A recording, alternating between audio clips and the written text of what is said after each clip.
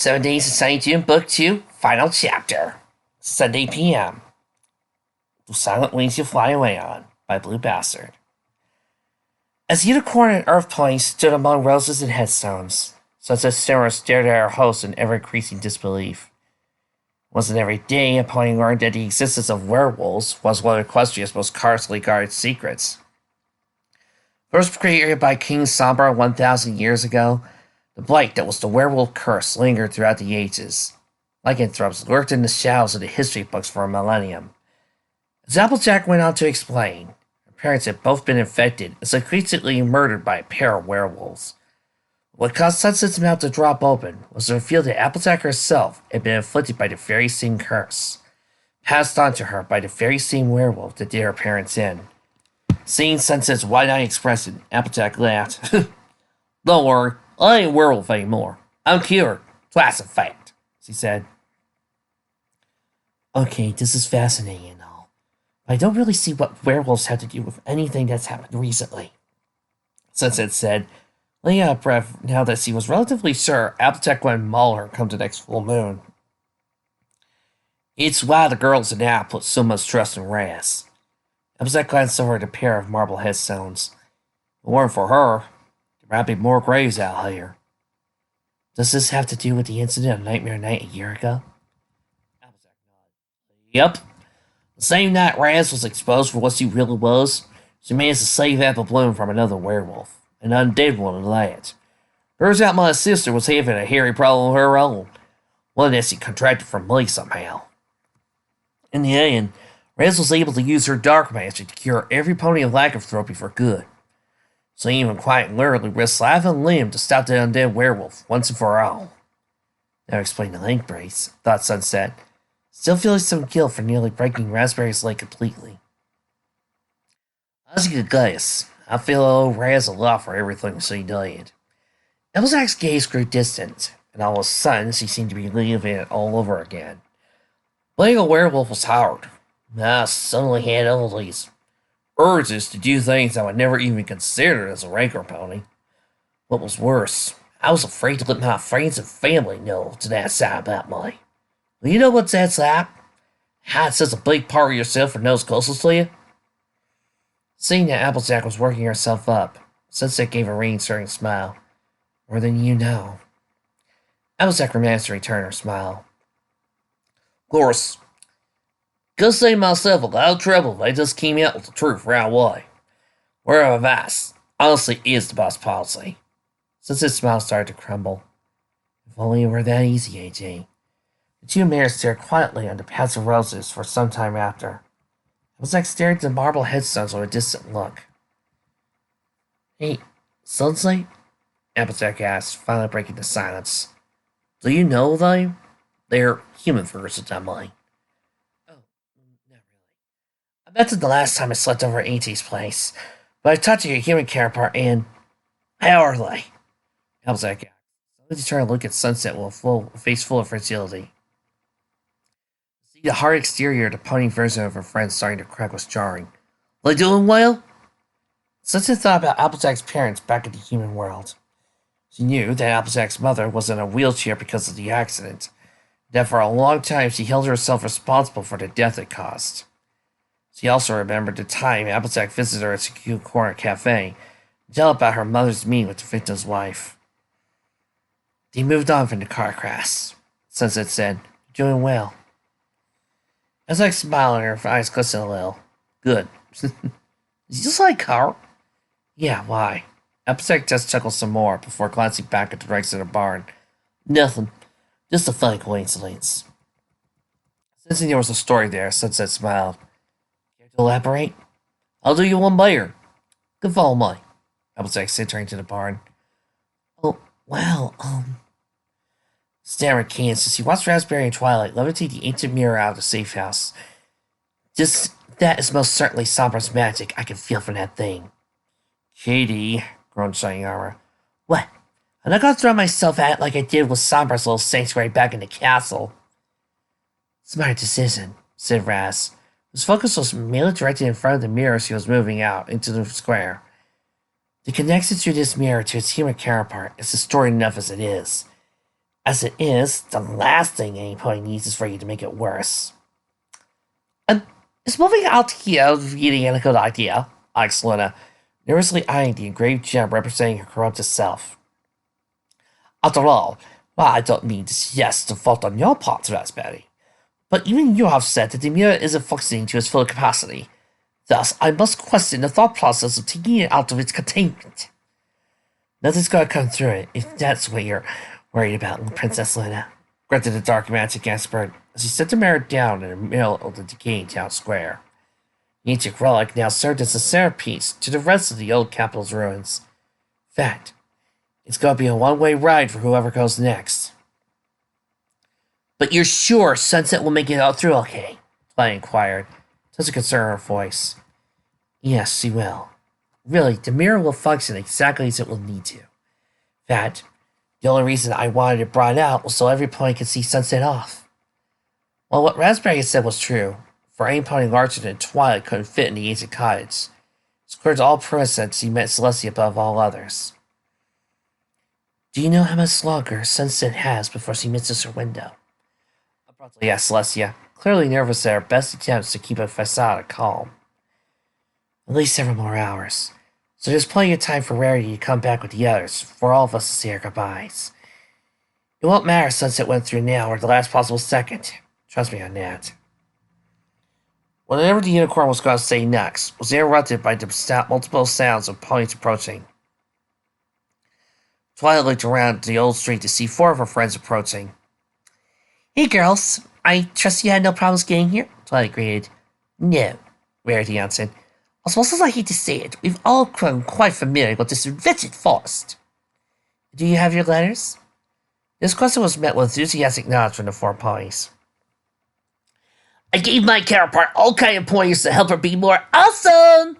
Rainbow Dash exclaimed, hovering in place. A contemplative frown brought her back to the ground. Based on what Sunset told me, she's gonna need him. Where is Sunset anyway? Twilight asked, before noticing only 4 of her friends were present. For that matter, where's Applejack? I think Applejack asked Sunset over to the farm early this morning. First I said, I saw them going towards the barn where they keep that truck stored. Really? What does Applejack want with Sunset? Randy shrugged slightly. I think we can make a good guess. The next 15 minutes were the bumpiest and most uncomfortable quarter hour Sunset Shimmer ever had. The lack of seatbelts had been an early warning sign, but evidently the truck lacked a suspension system designed to handle off-roading. Hey-how! Shouted Applejack, who was actually enjoying this, much to Sunset's shock. Normally, I don't drive this thing around. Well, this is sort of like one of those fancy whirling ride machines that you have to carry fire. You don't say, stammered Sunset, her entire body reverberating for trying to secure itself to the seat. The same that when the truck stopped, it couldn't have had moved soon enough for the rattled unicorn, who actually didn't realize it was stationary until 5 minutes after it stopped moving. All right, there's our kid, chuckled Applejack. Let's not do that again, please, was all Sunset could see in response. Fair enough, though, it's your loss. Sunset ignored the suggestion such a thing as the last 15 or 20 minutes could be considered fun enough to do again. Instead, concentrating more on keeping herself upright, it felt awkward to having experienced all her limbs rendered to jelly, given she felt the same as a human after her first time riding with human Applejack in her family's delivery van. I can't believe I forgot Applejack drives like a wannabe NASCAR driver. As her legs generally returned to normal, Sunset took the sights in around her. When she first arrived, she beat a hasty exit towards Ponyville, the only thing on her mind being an end to whatever was hurting Twilight. Now she had the chance to marvel at the decrepit ancient capital, which looked majestic and grand even though its prime had been centuries ago. While the been common pony homes now lay its broken shells, surrounding the now half-hallowed remains of Castle Everfree. Then, she saw the mirror standing in the center of town square with all the ponies around it. There's the pair we've been waiting for, announced Raspberry. Took you too long enough, don't you think? Yeah. If you're gonna blame some pony, blame it on money, retorted Applejack. I'd take the chance to have a little talk with Sunset, since he understands why we're being a little secretive about it. And you brought the check, asked Rarity, eyebrow raised. We can hear the screaming from here. So you little it, laughed the farmer, reaching over and dragging Sunset into a surprise hug. Randy paid more attention to the furious sinking in Sunset's head, indicating the truck ride had anything but lovable to her. So, interrupted Keynes, this is the mayor who was causing Twilight so much trouble last year? Sunset immediately paled, realizing who was speaking, rather, who her human counterpart was. Well, Sunset had never seen Keynes at court. She most likely was about to find out what it was like to be at the wrong side of her wrath. Sheesh! At this rate, Katie's got looking more like the protective big sibling than you, Shiny, snarked Twilight. But I think Sunset has both of you being on that front. Hey! Edgar retorted the one male assembled group. Twilight is perfectly capable of protecting herself. Katie's, though, is the one who constantly needs saving. They gave a small look to his wife, getting a chuckle out of everybody except her. Oh, ha, ha, ha, said Keynes with a falsetto laugh. Relieving Keynes deciding to whisper, I'm totally making you pay for that layer. With interest, I imagine, Shiny said flippantly. Before he paused the thought, in a second layer he added, You are joking, right? Keynes fixed him with an even look. Oh, I'm in trouble now, aren't I? Yes, dear. Catchable events? For the whole week, dear. Shiny sighed. Crap. Everybody else laughed again. Though, speaking of ponies in trouble, said Celestia, suddenly fixing Sunset with a caustic glare. Twilight mentioned something to me about you showing off your human form to a few ponies. Oh shit! Thought Sunset, having forgotten all about the moment she unintentionally transformed in front of Lyra, Sandalwood, and Octavia. How did Twilight find out about that? Lyra and Sandalwood are probably the two most trustworthy ponies in Ponyville, outside my friends, Twilight explained, figuring out what Sunset was thinking. Octavia, though, is another story. Rest assured, we explained the situation for her, and Miss Melody has agreed to a note of silence on the matter. In light of that, and the care you otherwise put into keeping your secret, I'm willing to let the incident slide this time. Celestia stated, allowing Sunset to relax. It was then that Celestia's stern demeanor dropped away. However, I must ask, can you do it again? Sunset blinked. Come again? I don't want to make unreasonable demands of you, Sunset. But I'd like to see the form you've chosen to take in your new life directly. Not through a mirror.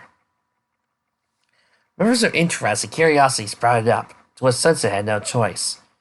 I can try, though that previous time was an accident. Certainly, your monster hasn't decayed that fast, has it? Luna commented with a smirk. With an annoyed huff, Sunset fired up her horn, attempting to prove the Night Princess wrong. The problem was, as Sunset proceeded with the spell, she found it harder to deny the truth. Magic was definitely weaker than it was when she first left Equestria all that time ago. Like before, she felt her magic begin to go elsewhere when casting the spell.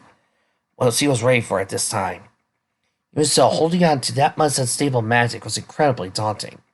Sunset gritted her teeth as she started to throb. A few moments later, the spell was complete, and Sunset stood on two legs again, panting from exhaustion. A glance from Sombra's mirror indicated she was wearing the same clothes she had on when she left the human world. And Emma had the proper skin tone this time.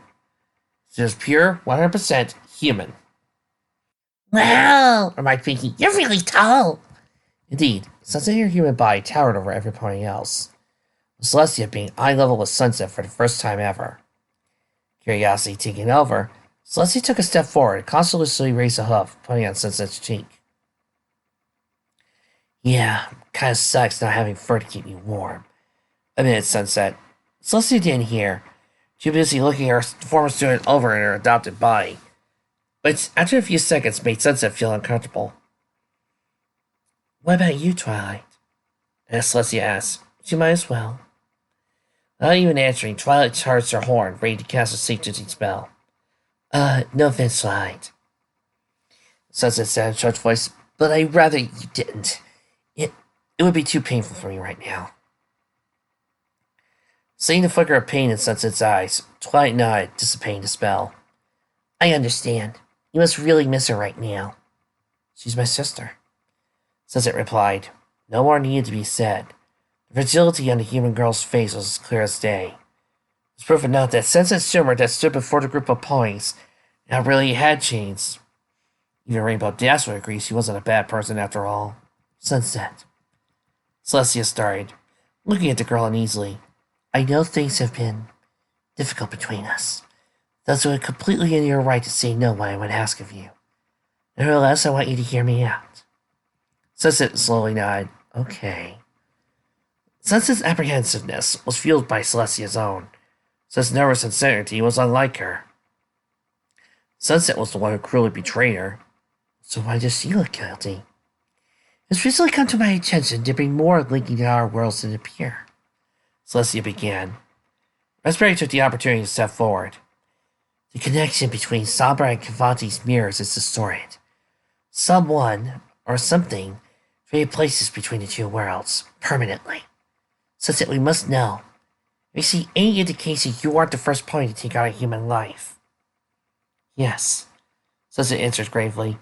I didn't mention anything earlier because I have no solid evidence to go on, but I think an ancient musician called Musica Allegra might have been a transplanted pony. I would have looked into it more, but my priorities shifted once Twilight started having her nightmares. I would like you to resume that line of investigation when you return, Celestia said, maintaining a carefully guarded demeanor. Too carefully guarded. Additionally, I'd like you to be eyes and ears of Equestria in the human world. Whoa, whoa, whoa, whoa, whoa, Sunset exclaimed, waving her hands back and forth. Are you saying you want me to spy on humanity? My own family? Spy isn't exactly the right word, Celestia said carefully. Evaluate is more what I had in mind. You see, despite our current theory regarding Allegra, you are the first known pony to integrate into human society. Thus, you are in the ideal position to evaluate where Equestria should reach out to them. Sunset nodded, beginning to understand where this was going. You mean first contact? First contact? Sunset explained what the term meant, and as soon as he was done, Celestia nodded. Well, I wouldn't think it's so dramatic. They still expect me to play a xylophone at this Devil's Tower's place. This wouldn't prevent me from living my life as I come to know it.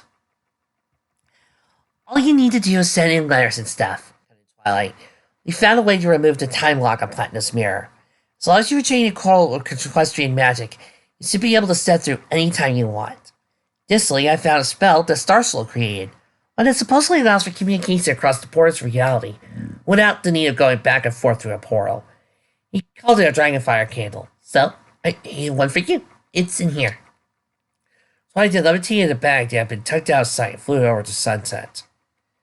Regardless of whether or not you accept this responsibility, said Celestia, I had Rarity make these salad bags for you, so that no matter where you go, you'll have more means to support yourself than you did the first time you left. Sunset blushed and opened the bag. Immediately she could detect the powerful magic within. Subspace storage?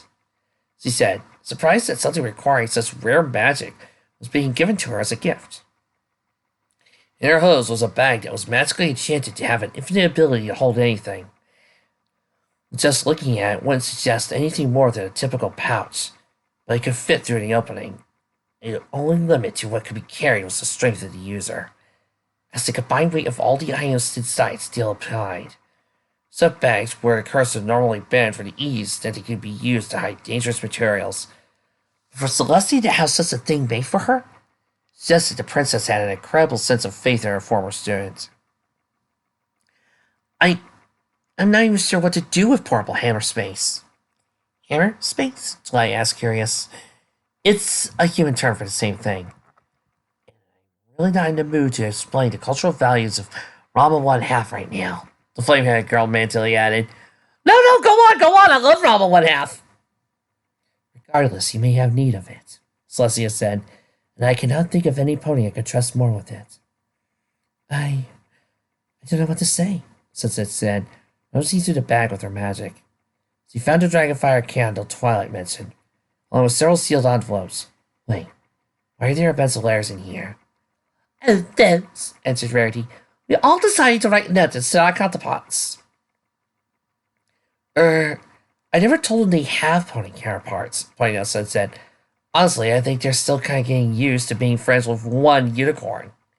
But in that case, leave it in your hands and decide the proper time to give the letters to them. And please, Sunset, began Celestia again, regardless of whether you agree to my requests, I would like you to keep in touch with me. I believe it would be beneficial for us to stay in contact. We both made the mistake of not talking to one another, and I don't wish for a repeat of where that landed us years ago. It's okay, Princess. I can keep an eye on the human world for you, Sunset replied after some thought. It's the least I could do after all I've done. Besides, I'm already keeping the truth about my origins from my family.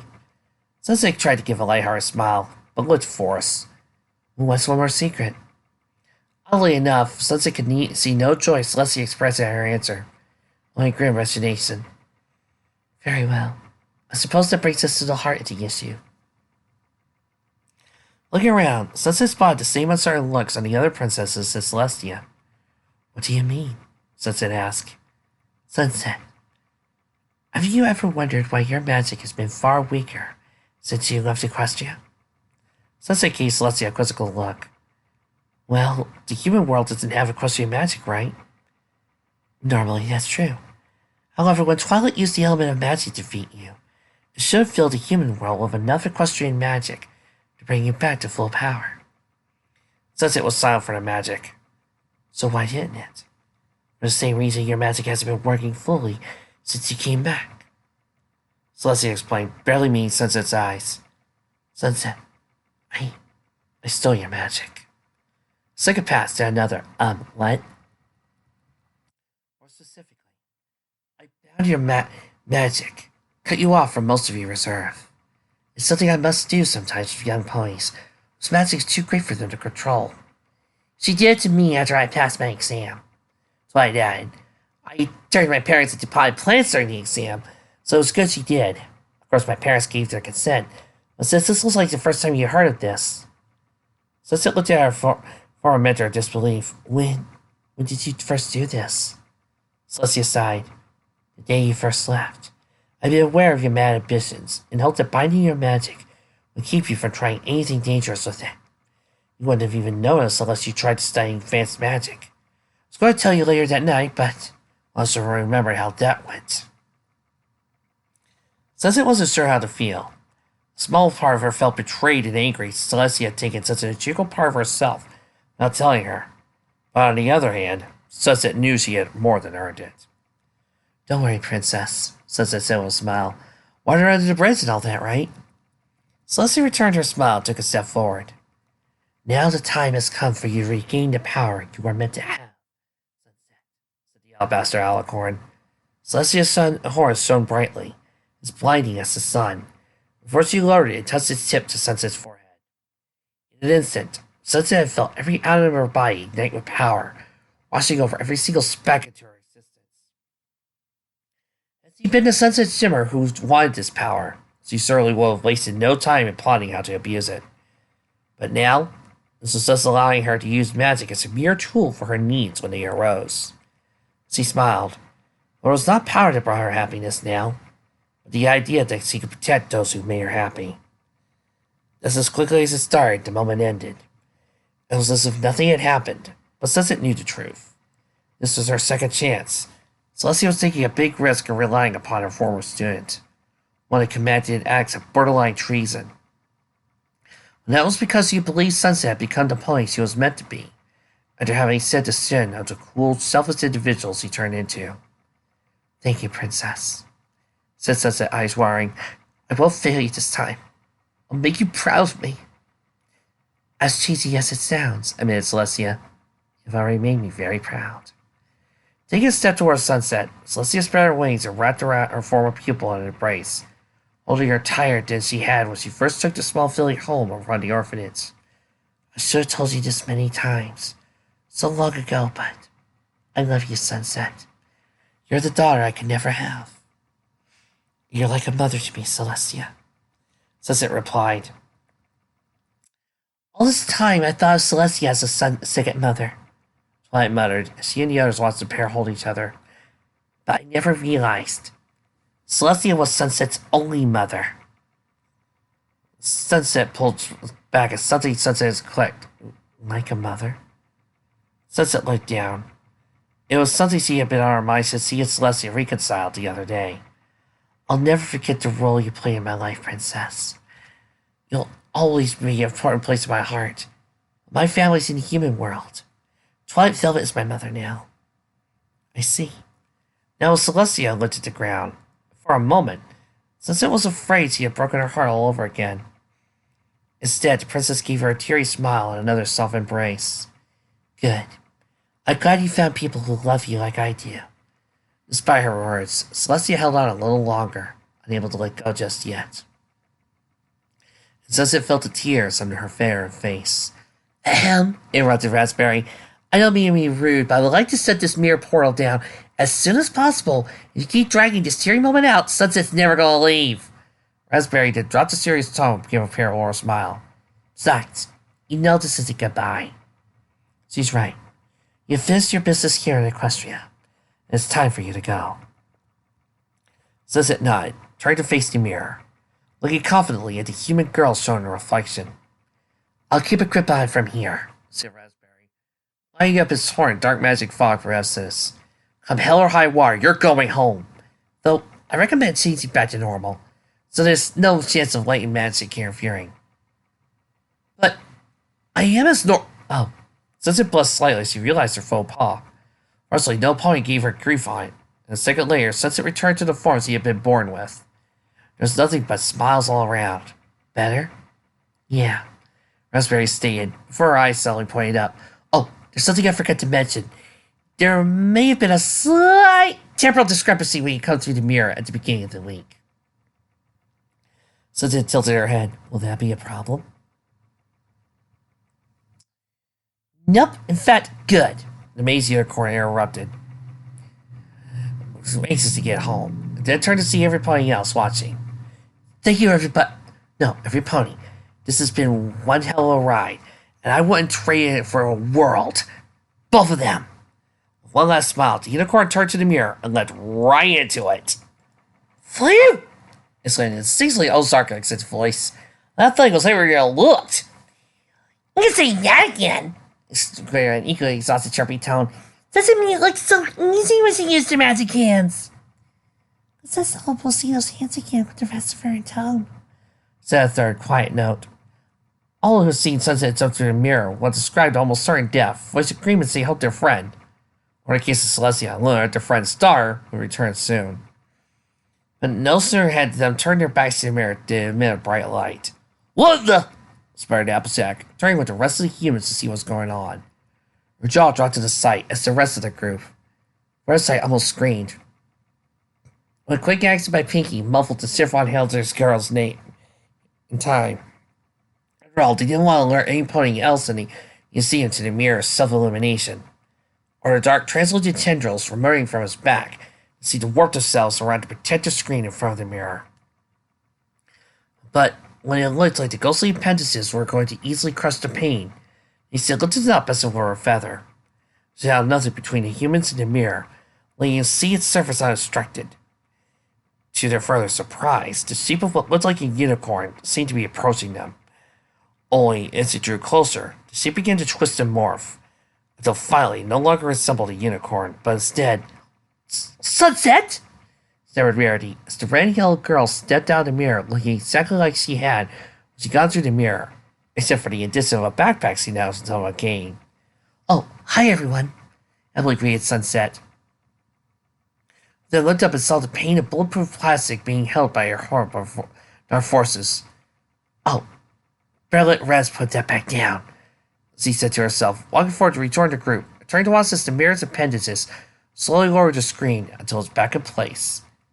As the tendrils retreated back into the mirror, one of them seemed to wave to Sunset as it slunk back into the ancient-looking grass. To which the girl waved back. Okay, what the fuck just happened? Asked Rainbow, voicing everyone's confusion over Sunset's sudden return. Like, we barely had enough time to move that thing before you showed back up, and the mirror's suddenly your bestest buddy or something? Good to see you too, Dash, laughed Sunset, before being promptly assaulted by a Pinky hug. And everybody else as well. Sunset's eyes narrowed suspiciously as he realized what was wrong with this picture. Wait, what are y'all still doing here? Don't tell me you've been waiting for me all week. All week? Flashlight trembled. Sure, Cube. You only been gone for about 5 minutes, Applejack exclaimed. And Sunset looked over in the mirror and gave her a knowing grin. Terrible discrepancy, huh? Regardless, we're just glad you're back safe and sound, Sunset, darling, Rarity said. Indeed. You have no idea how relieved I am, Luna, and I don't need to explain your mother that you're actually a horse-like alien, said Celestia. Oh, I bet you have some crazy stories of your visits to Ponyland, Piggy exclaimed, jumping up and down. Did you make peace with your mentor? Did you make cupcakes with a pony that looks like me? Did you have a battle with a pony that looks like a dark version of you? Lower your voice, Pinky, Rainbow stated calmly, grabbing the bubbly girl's arms, eventually stopping her windmill-like rotations.